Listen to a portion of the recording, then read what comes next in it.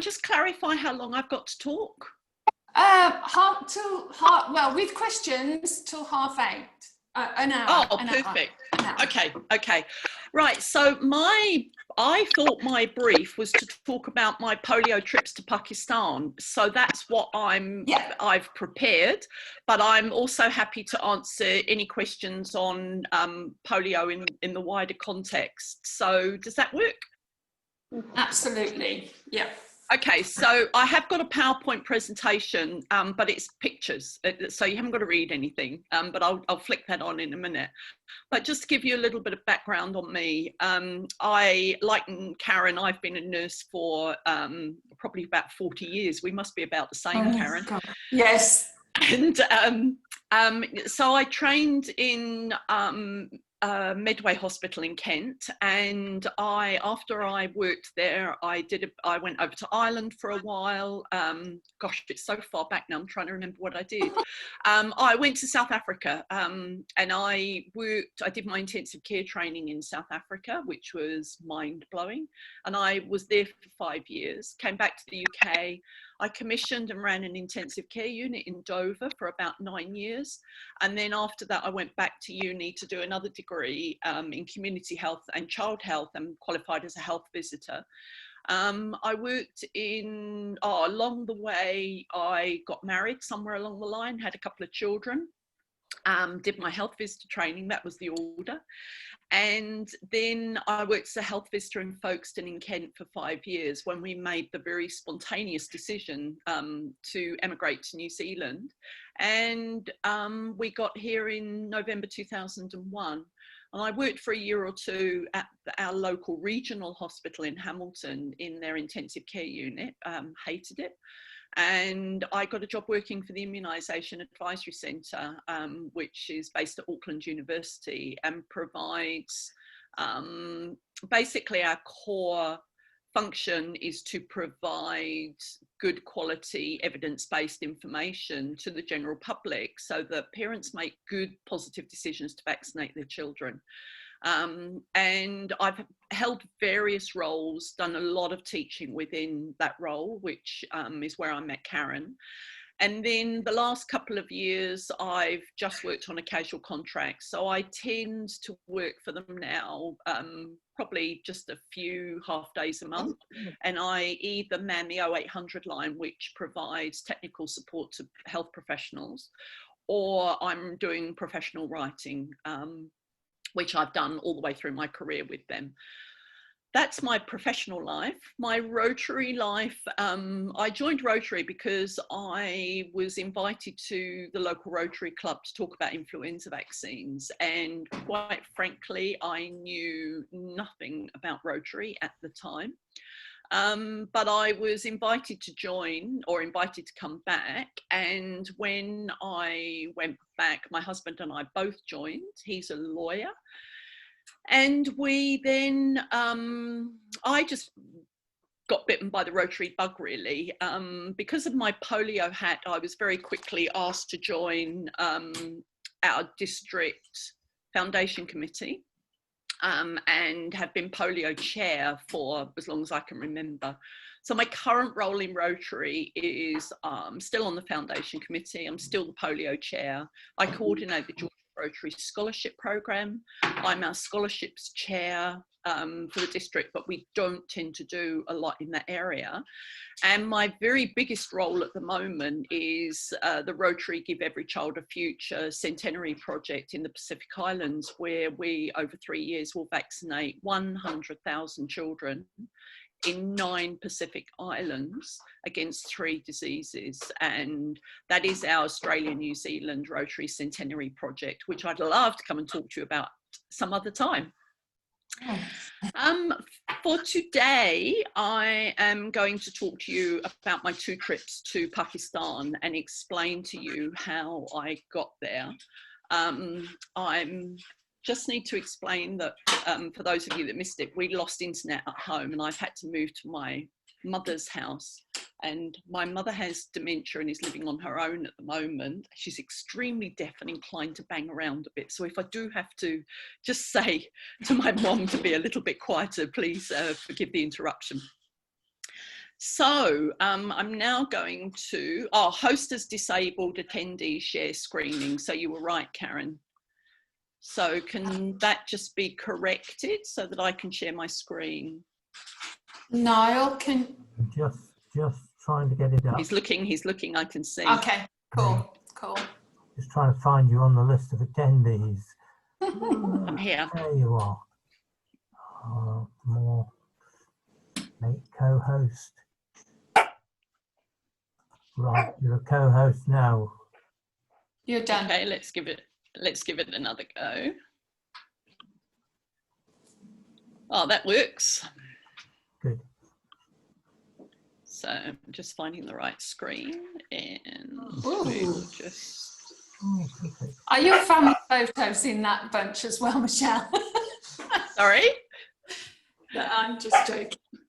We're there. Sorry, I didn't see that. So now, can you just see the PowerPoint? Yeah. Yep. Or can you? Okay, that's good. Right. So, so what I'm going to talk about today is my 2 trips to Pakistan, which was beyond amazing, and really, hang on, I'm just going to move because I think the kettle and everything is, I'm just moving, Mum. Sorry, excuse me. I think Mum is preparing breakfast. It's going to be way too noisy. Sorry, I'm just going to move to another room. I did say there'd be interruptions. Right, so how did I get to Pakistan? Oh, excuse me. Something's gone a bit wrong here. Oh, no, we're good. Sorry. This is the first time I've shared the screen on PowerPoint. Well, we'll get there. So how did I end up in Pakistan? Well, as Karen and I have just explained, I worked for the Immunisation Advisory Centre, and I know stuff about immunisations. On top of that, I'm a Rotarian. I was also very involved in a project called World's Greatest Meal. Have you heard about this? It's so World's Greatest Meal was actually established by a London and an Australian Rotarian, and the purpose of this project is to get people to share a meal and have fun and raise money for polio. And they've raised, with Gates funding, I think they've raised about $8 million US dollars, around about there. I'm not quite sure, I haven't looked lately.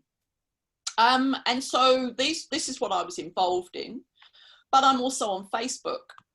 Now, I had an article published in a professional journal in New Zealand about Rotary's role in polio eradication following a presentation that I did at the National Immunisation Conference, because I was very frustrated that my colleagues in immunisation knew very little about polio eradication and almost nothing about Rotary's involvement in it. So I presented at the National Conference, I wrote an article and I skited about it a bit on Facebook. So I just put a link to the article on Facebook. This was picked up by a World's Greatest Meal colleague in Lahore, Pakistan.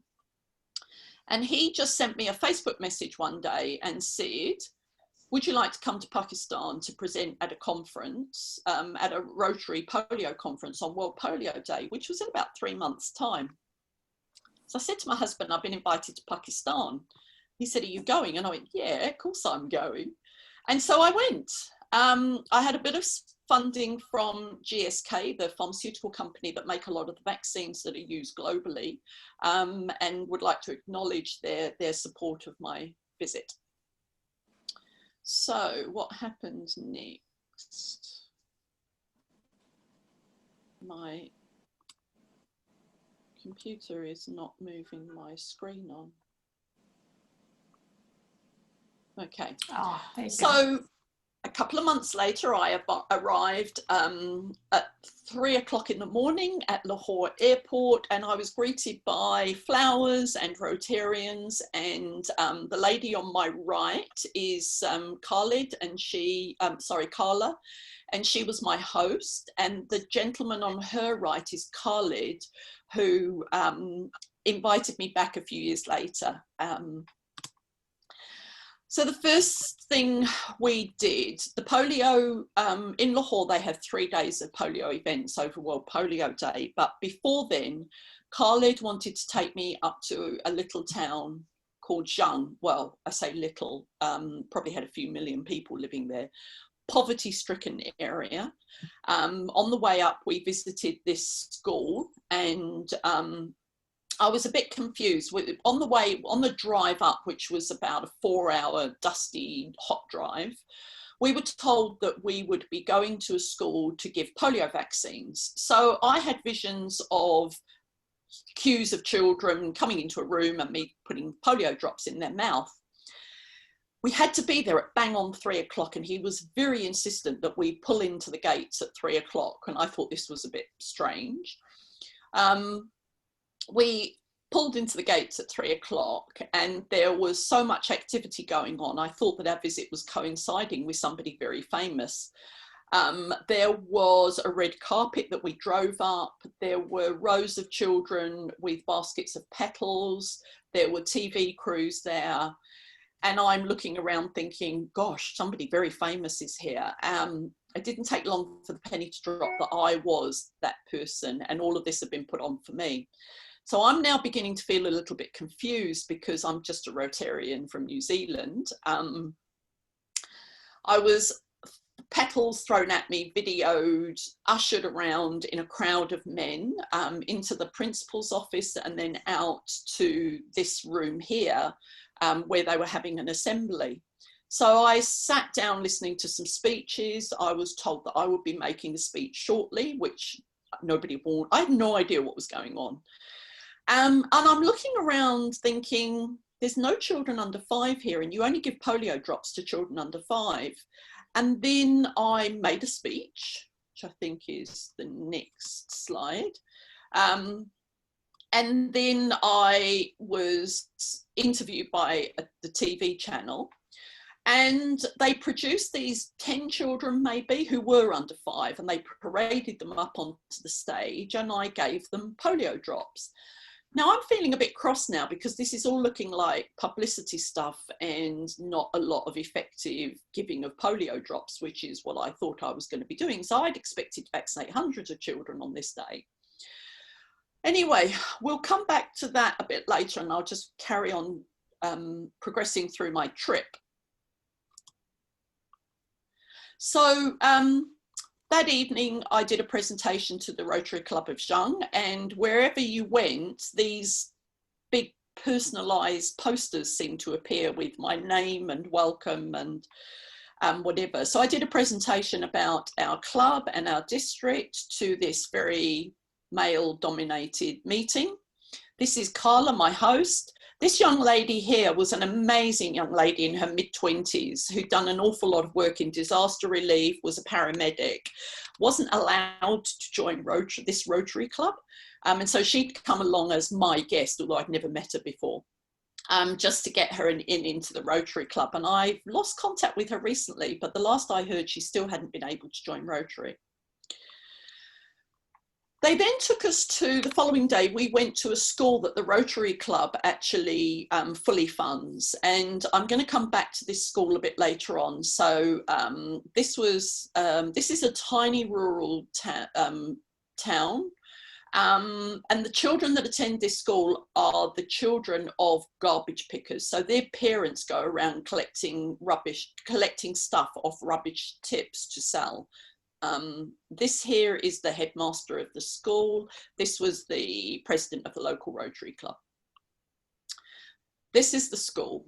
So again, there's a big sign. I think it must be the same sign from the previous evening. But this is the school that the Rotary Club pays for, and they educate about 170 children at this school. These are the conditions inside the school, and I think these books are the only books, the books that you can see are the only books that the school possesses. Beautifully presented children. They were just so well behaved and totally gorgeous. What have I got in my hand? Now, I thought this was an iPad when I saw it from a distance. And I was thinking, what stupid Rotary Club has provided iPads to these this school where they can't possibly have internet and they couldn't possibly have any ability to use them. When I actually picked it up, I realized it was a slate. And this is what these children write on because they don't have pencils and paper. So again, Khalid, local Rotary Club president. Now Khalid, this town that we were in is his tribal homeland. And in the afternoon, I'm going to come back to the school, but in the afternoon, he took me to his farm, basically, which is like hundreds of acres. It's his family farm. And they had recently suffered a massive flood. We'd heard about it on the news in New Zealand. And so this is Muslim Aid, the tent that we have here. Oh, and I think this might be a video. Let's just see. Oh, it is. Can you see my PowerPoint? Yeah. All right. Your internet, right? My internet connection is unstable, so I'm just going to watch very carefully to see if I drop off. You need to just WhatsApp me straight away, Karen. Yeah, will do. Okay, because there's a bit of a delay. Okay, so Khalid took me to his village, his farm where he lives, and there had been major floods gone through the area about 2 weeks before. There had been quite a lot of casualties, and this whole area, this village on his farm, was underwater.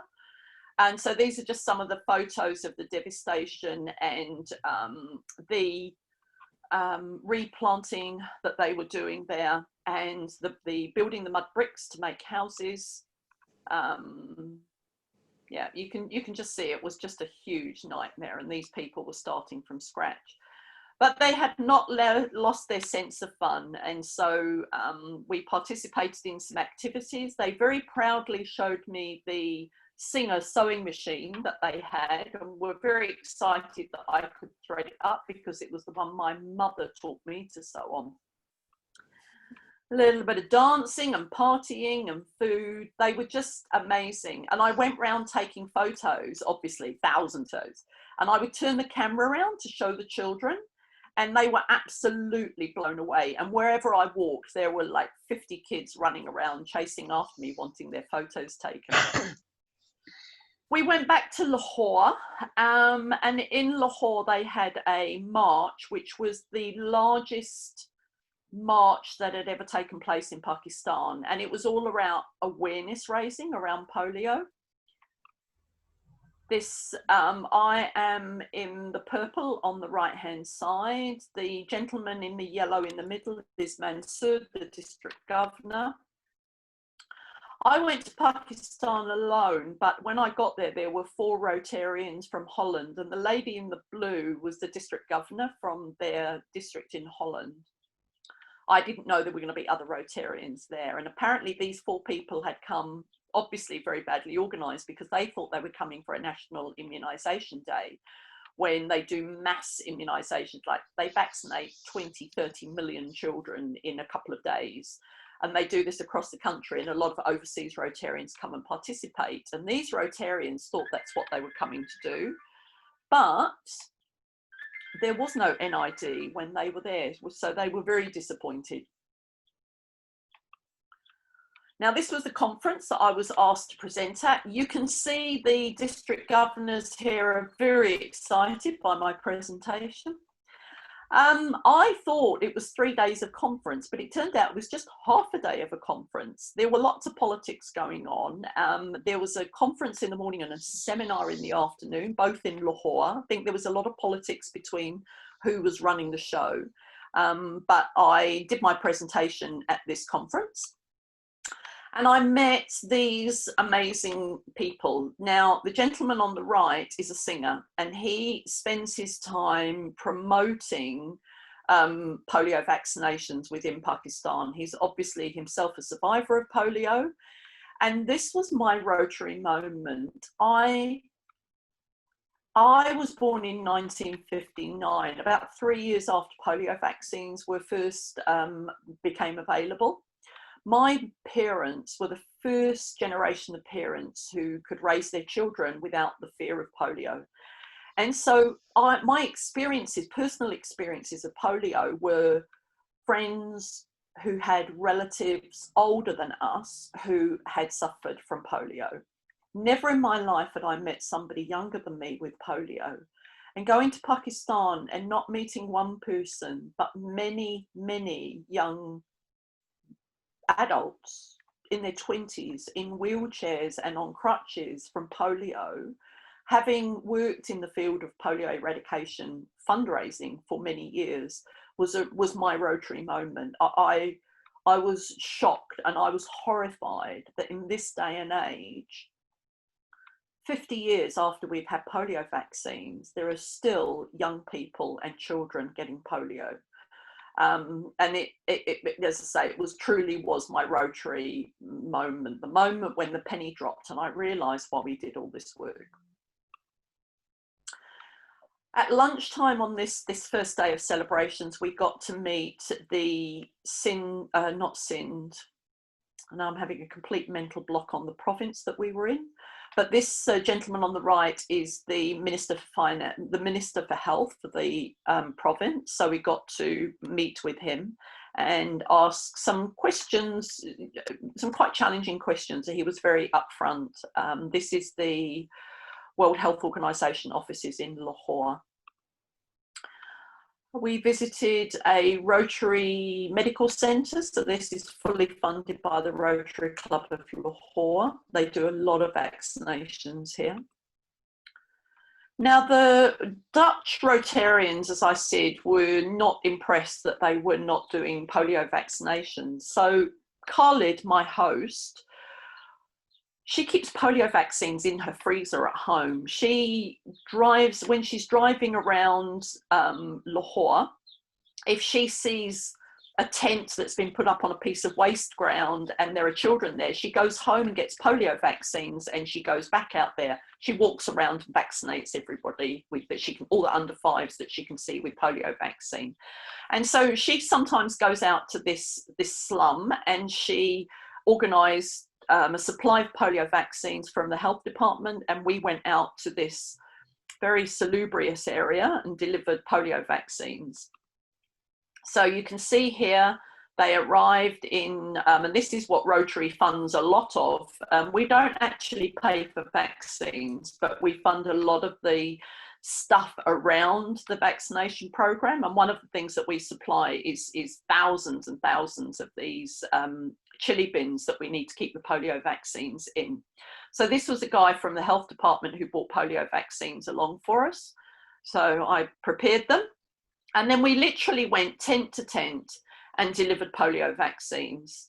And this was some sort of total living area that these people were in. These are the very poorest of poor people in Lahore.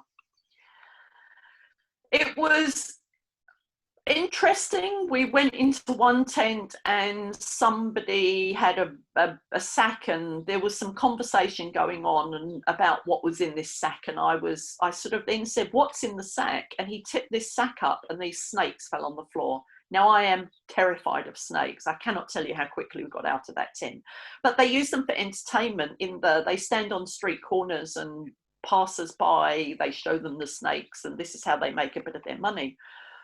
We were walking along to another tent and there was this massive screeching, and I swear the biggest monkey I have ever seen, with the largest teeth I have ever seen, flew through the air at me and then was pulled back, very Tom and Jerry style, on he was on a rope, but it seemed to have this, in my panic, this bungee effect as he was pulled away from me. And again, this monkey is used for entertainment, but it was very scary. So I then went into another tent, and something, as I was vaccinating and leaning over a bed like this, it was very dark in this tent, and something furry moved around my ankles. And in that second, I thought, I've had every vaccine I could think of prior to this trip, but I haven't had a rabies vaccine. And so I moved away from that very quickly. It was just a small monkey, but yeah. So this was an interesting couple of hours. We vaccinated quite a few hundred children. Now you can see here that I'm painting the child's finger purple, And you would have heard of Purple Pinky Day. You'll see that on my T-shirt. We don't document when you vaccinate in millions and thousands and hundreds of children at a time. You don't document, and so you cannot give a polio vaccine within 4 weeks of the child previously receiving a vaccine. So this indelible ink that we paint on their little finger, on their pinky, stays there for about a month. So before you vaccinate a child, you just check their little fingers and see if there's any, well, it actually stains brown after a few weeks, but you just make sure there's no stain on their fingers. If there is, you don't vaccinate them because you can't repeat the vaccine within 4 weeks. This is one of the Dutch contingent. Oh, this was Francesca. There were 2 Italians there as well. He was absolutely charming. And I think this was the last vaccine we did on that day. I live in a dairy farming region, so our roads are constantly big milk trucks from Fonterra that supply your Anchor butter, and this was how milk is delivered in Lahore. We went to the zoo. Now, if you want to vaccinate thousands of children, you need to go where thousands of children gather, and the weekend at the zoo is the place to do it. And so Carla randomly, every couple of months, she just off her own back sets up a polio vaccination day at the zoo. And the beauty of the zoo is that everybody from every class, whether you're poor or rich, all children go to the zoo. So there's, as always, security. Our car went in. And we had the previous day ordered a gazebo and tables and chairs, but they were delivered to the wrong zoo. So we had quite a long wait. The gentleman here is Carla's driver. She doesn't drive. And he was absolutely fascinated by me. And just all the time we were in the car, he was asking me questions about living in New Zealand. So the gazebo arrived. And we put up posters and put out these chairs you would normally find at a banquet or a posh dinner, but they were all put up at the zoo. And these are the things that Rotary buys, all of these accessories that go around the program. This is a talking book that was developed by local Rotarians. It's in 3 different local languages as well as English. And it tells the community health workers use this in groups to assist with getting parents on board with vaccinations. And it was head down, bum up, 3.5 hours, and we vaccinated 3,200 children in that time. Mm-hmm. Yeah, and the next one. Right. Okay, so then we went to the Wagga border. Now, I don't know if anybody's ever been to Pakistan or India and done the Wagga border ceremony, but it's a daily ceremony where they basically, it's a flag lowering ceremony. It's done at sunset every day. And there must have been 5,000 to 10,000 people here this day. And we all went in our polio shirts. And we watched this ceremony. So all the men are this side and all the women are on the other side. And the border soldiers come through and they do this amazing goose stepping. And on the India side over there were twice as many people as on the Pakistan side. And I think they have this competition to see who can be most patriotic and loud with their singing and their dancing, and it's just great fun. We were honorary guests. We were sat down on the actual roadside here, and we all had our polio shirts on and were just really more awareness raising around the polio program. Now the penny was beginning to drop about what happened on that first day with the TV crews and me vaccinating those few children. This was all going out on television, and anybody coming in from overseas supporting the polio program, they use that person to support promotion of the program. So So I was beginning to understand better what they were doing today. It just would have been good if somebody had told me that before I got there. My last day in Lahore, so I spent a week in Lahore and a week in Karachi. My last day in Lahore, Kaula said she wanted me to vaccinate her maid's children. And so she took this big rock off her freezer, which held the door shut. And this was where she kept her polio vaccines. And then she took them out, and I vaccinated her maid's children just before I headed off to the airport to go to Karachi. Karachi is, it's very wealthy and very poor. And so this was a meeting of the Rotary Club of Karachi. And everybody I spoke there to them were probably multimillionaires. You know, I would say, well, what do you do at that pharmaceutical factory? And I own it. What do you do at that hospital? I own it. So these were extremely wealthy Rotarians.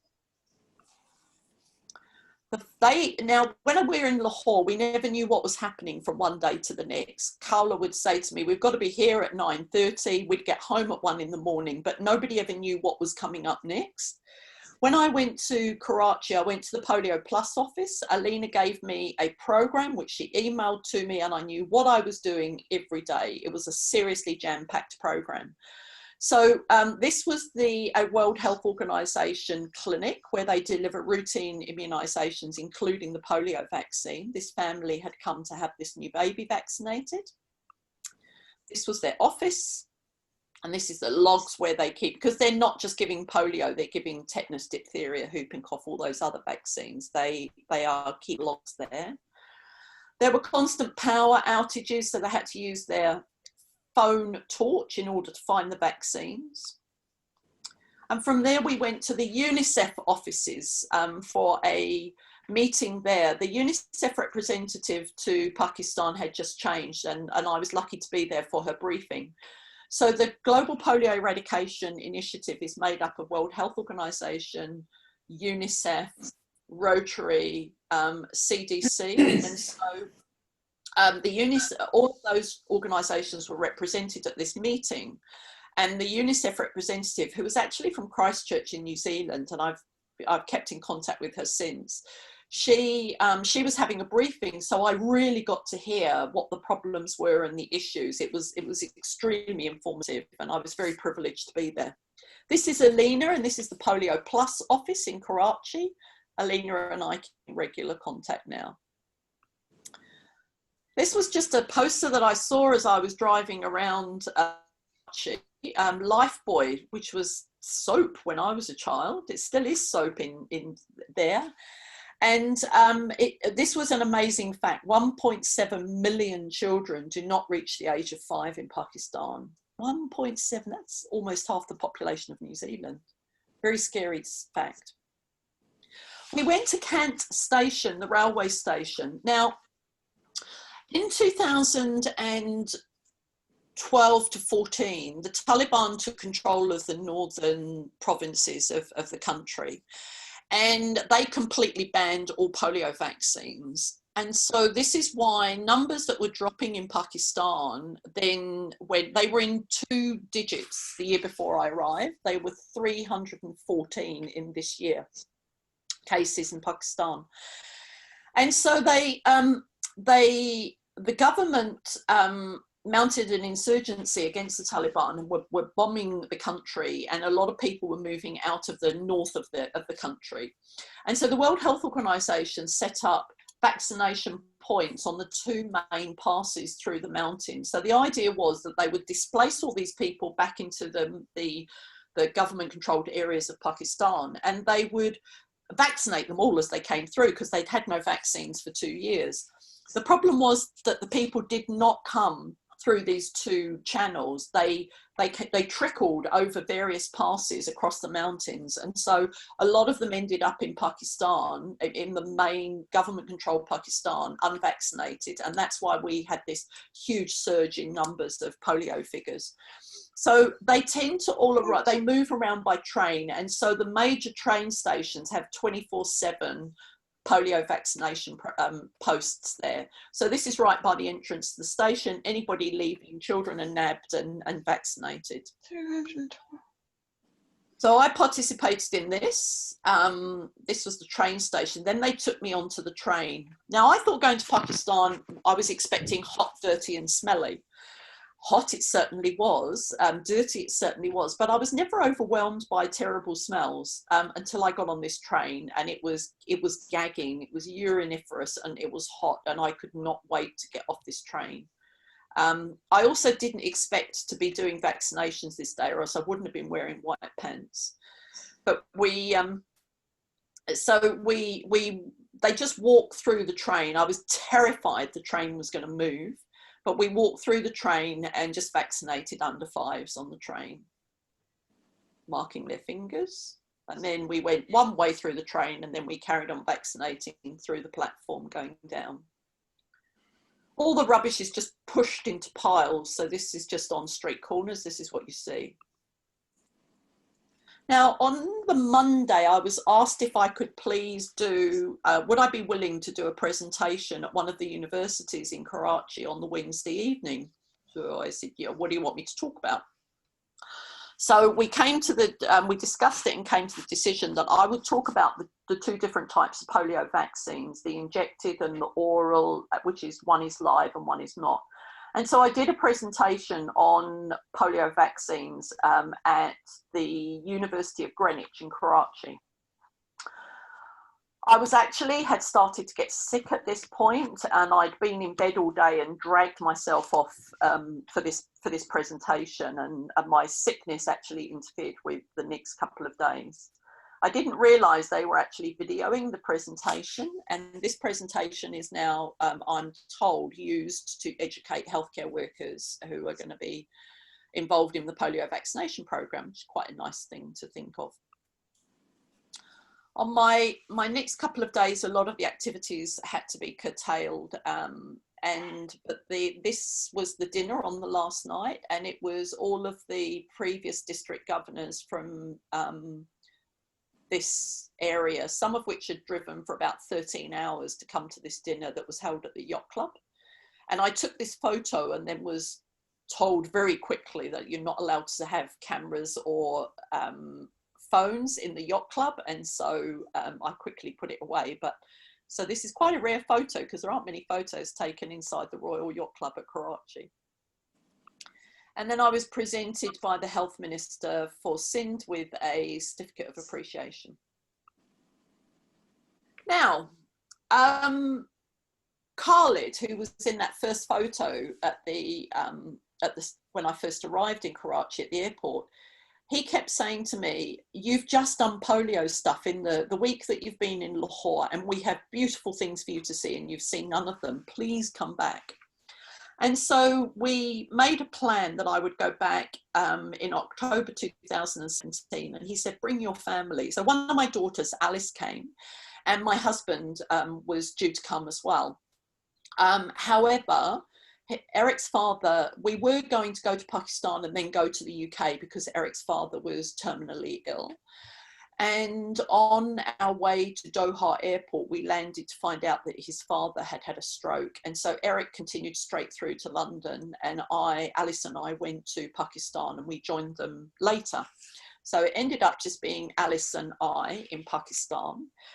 And we did touristy stuff, but we also, Alice wanted to do some polio vaccines. So Carla set up another camp at the zoo. So Alice could participate in these vaccinations there. However, much as Khalid, who we were due to stay with, very sadly passed away. And the reason that I was going in this particular year was because the school that I showed you at the beginning, we had worked on a project, my club, when I was club president the following year. And we had actually built proper classrooms and equipped this school so it looked more like a modern school, and I was invited back to actually open the school. So that was the purpose of the trip at this point. Unfortunately, Khalid, who'd worked on this school for 10 years, passed away 5 weeks before I was due to go. And so there was a big rush to find me another host, and I ended up staying with a past district governor and Shazad. But when the local Rotarians heard that I had come back, it was quite embarrassing. There was a big scramble for my attention. And so much as I was trying not to do a Rotary visit, I was trying to have a holiday. Our days were actually subsumed by Rotary meetings and Rotary activities. Having said that, some Rotarians pulled some strings and we managed to get to the Shalimar Gardens, even though it was closed for a public holiday, and it's a UNESCO heritage site. The gardens were closed, but one of the Rotarians had pulled strings and they had opened the gardens just for Alice and I to visit, which was a huge privilege. We also went to Lahore Fort, which is stunningly beautiful. Thousands and thousands of people milling around outside. But when we went into the fort, it was incredibly quiet. And after we'd been walking around for a while, I said to Shazad, where is everybody? Like, why is there nobody else here? And they said, oh, they've closed the fort to the public for your visit. So huge, you know, we were treated with huge privilege while we were there. We were interviewed by another TV crew. And yeah, so these are just some photos that we had taken. There's Carla again, who was my first host, and Shazad my second host.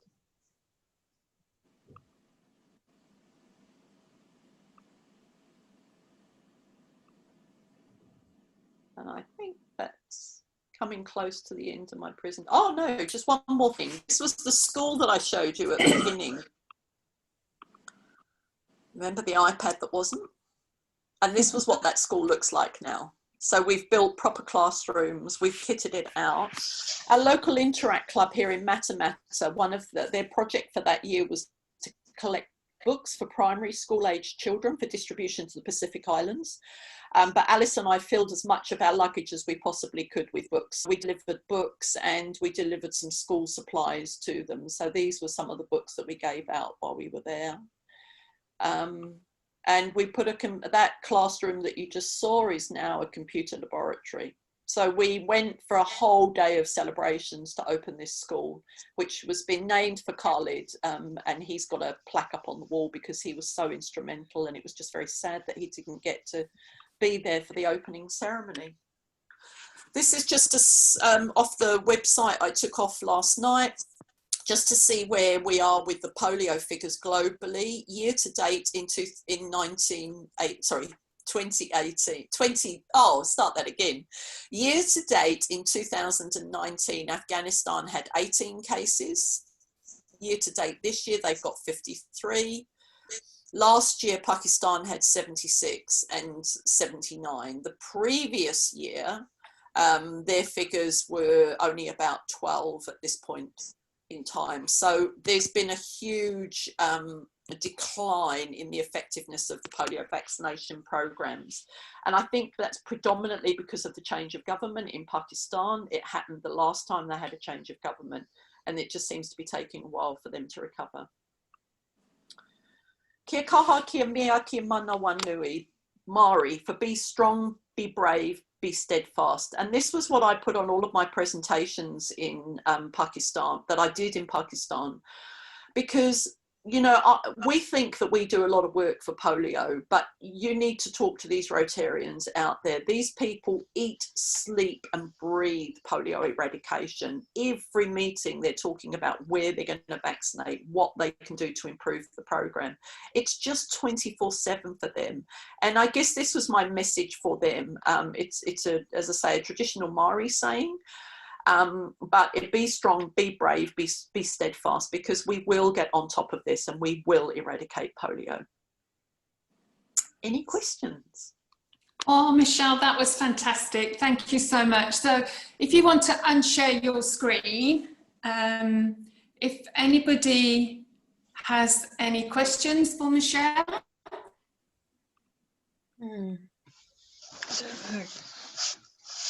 I don't know. I do, Michelle.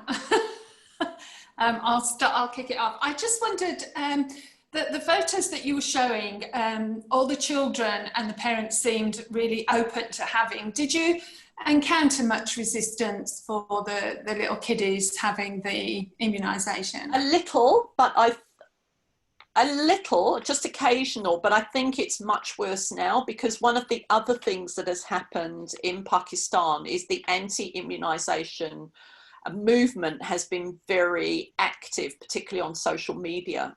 And so a lot of parents have become very scared about the vaccines because similar to the stories in Nigeria, you know, it's a Western American plot. The vaccines will make your children sterile.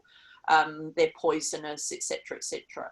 And so the other thing that had a huge impact was, you remember when they used hepatitis vaccines or blood testing to get rid of bin Laden?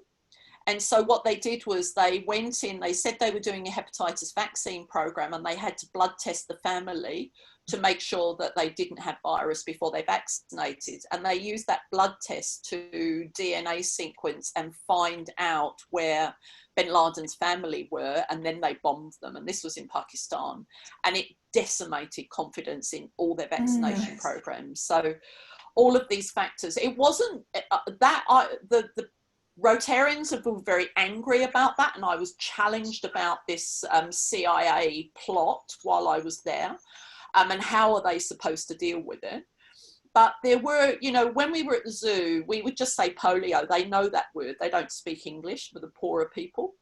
They speak Urdu, but they could see what we were doing, and I would just wave, and they would bring their children over. If they sort of went, no, they wouldn't, then I would get our driver to go and talk to them just to translate and explain what we were doing. And usually they would come over, but occasionally they wouldn't. So, so yeah, but we try to make it as happy and give gifts to the children and make it as jolly and as we bribery. Yeah. And can I ask, do you sorry. Go on, Susie. Do they work with the local imam? Because I know that from my experience in the health service, you know, if a female health visitor goes in somewhere, it's ignored. However, if a male doctor goes in and gives exactly the same advice, then it is more likely to be taken up. So is there a big problem in that respect, or do the Rotarians out there actually work with the imams to get in there and encourage them to encourage their congregation? Yes, they certainly do on a huge scale. That's and good. yeah, and Asid, who is the national polio coordinator, national polio chair for Pakistan, he has worked with the Taliban. He was telling us a story about when he was working with he was talking to a Taliban member, and he said that he wouldn't give a vaccine to his child because it's the will of Allah if his child gets polio. It was a cold day, and he told this grandchild to put another jumper on. And he said, why have you told him to put another jumper on? He said, I don't want him to get a cold. And he said, well, surely a cold is the will of Allah if he gets it. So he actually, through that conversation, converted that Taliban, quite a senior member of the Taliban, to stop banning the vaccines in their area. But they do work hugely. They do massive workshops with the local religious leaders. And yes, it's a core part of their program. Yeah. Thank you. Okay, Mike. Yeah. Just a further point that the Islamabad Centre has issued a fatwa to confirm that it is the duty of every Muslim to get their child vaccinated, immunised rather. And another, and another thing from my experience, I've done 2 sessions in Delhi and out in the countryside, and the health workers also go around for the next 5 to 6 weeks looking for children with clean hands and then giving them the immunisation. Anyone they've missed, yes. Yeah. Amazing experience, isn't it? Brilliant. Yeah. Okay. Who? Me? Yes, sorry. Yes. I'm looking at you. You Yes. didn't probably know that, and I'm putting my thumb up for you. I didn't know there was anybody else waiting. But anyway, in Africa, I heard last week that they have found a way to help the vaccines stay fresh without using the freezer, so the vaccines can travel further. Do they do that in Pakistan as well? This is new technology. So one of the biggest issues with vaccines is that they have to be kept either frozen or at refrigerated temperatures. And because most of our poor people in the world live in very hot countries, it's a very obvious challenge. So the research is very much ongoing, looking at vaccines that are more stable at a wider temperature range. And so the World Health Organization controls which vaccines are used on the GPEI program in the countries. And so that technology, there is lots of different technologies. They're looking at much smaller doses so they can vaccinate many more children with the same amount of vaccine. So as they become available and cost viable, then they will certainly be rolled out, but not while I was there. But bearing in mind, I was last there 3 years ago. Thank you. That's really interesting. Anybody else like to? Okay, Helen, yes? Would you? Is there any indication from Pakistan or via you as to the incidence of COVID out in Pakistan, and what is going to happen when they try and vaccinate in the fullness of time? Will that be allowed or disallowed? So the vaccine programs, the vaccine programs were suspended for a period of time when COVID first arrived. But I think, as with the rest of the world, the program has had to accept that COVID is not, this is not something that's going to disappear in 6 months. We need to work with COVID. So they're like everywhere in the world. The Global Polio Eradication Initiative is developing programs to allow vaccines to be delivered in a less risky environment. With regards to what the numbers are like in Pakistan, I don't know that I would even trust the numbers if they came out, because again, with these countries, they're overcrowded, spread must be massive, and they won't be able to afford the amount of testing that would be required to give a very clear picture. So I think, with every aspect of life in every country in the world, we have to adapt to COVID because it's here for a few years. Okay, Mike, I think it's last question. Mike. Just to supplement to that, I gather that they reckon there were 50 million children who did not get immunised in Pakistan in that period, and they restarted in July, and they're hoping to catch it up. Yeah. And just a very quick point, if I may, Karen, in developed countries, children only require 3 doses of polio vaccine in order to be fully protected, because the children are well nourished and that's all they need. In developing countries, it's an oral vaccine. Many of these children are malnourished, and therefore they can need up to 14 doses of oral polio vaccine to get the same effect as a well-nourished child receiving 3 doses. So the fact that some children could be vaccinated month after month after month is just not an issue. You cannot overdose a child with polio vaccine. Okay, well, Michelle, thank you so much for your presentation. And everybody, I'm sure everybody really enjoyed it. Well, any feedback that I've given from this in future, I'll make sure that we let you know. I really enjoyed it, although I've seen a lot of those pictures before, still enjoyed it. And you do a great job, and thank you again so much. You're very welcome. It's really nice to meet you all. Yes. I will leave you now. I would be delighted to come and talk about RegiCAF sometime in the future if that would suit you. Nice to meet you all. Enjoy the I was going to say, enjoy the rest of your day. Enjoy your evening. Thank you. Thank you. I'd just like to say before we go, it was Michelle that introduced me to Rotary when I was in New Zealand. Yes, she took me I to, did. Wasn't it? And encouraged me when I moved to Australia, keep it up, and then when I came back to the UK. So thanks, Michelle. Okay, bye everybody. Bye. Bye. Bye. Bye.